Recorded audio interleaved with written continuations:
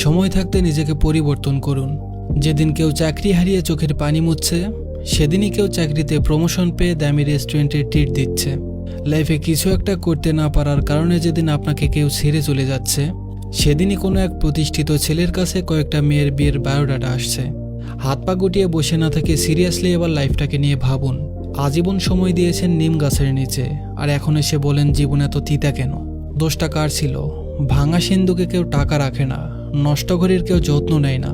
এই সিম্পল হিসাবটা কেন বোঝেন না? আপনি যখন রাত জেগে দুনিয়ার হতাশা লিখে ফেসবুকে স্ট্যাটাস দিয়ে কমেন্টে সিম্প্যাথি আদায় করছেন, তখন হয়তো অপর প্রান্তে কেউ রাত জেগে আউটসোর্সিং করছে।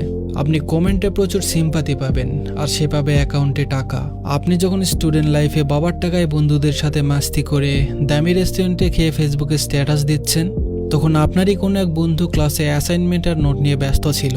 কয়েক বছর পর যখন সে বড় কোম্পানির সিনিয়র অফিসার হয়ে দামি রেস্টুরেন্টে অফিসিয়ালি মিটিং করবে, তখন হয়তো আপনি দুর্বল সিজিপিএর সার্টিফিকেট নিয়ে টঙের দোকানে চা খেতে খেতে চাকরির বিজ্ঞপ্তি খুঁজবেন।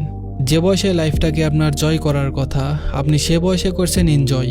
আপনার বন্ধু যখন বিসিএস ক্যাডার কিংবা ব্যাংক অফিসার হয়ে বিয়ের জন্য পাত্রী খুঁজছে, আপনি তখন টিকে থাকার জন্য সামান্য একটা চাকরি খুঁজছেন।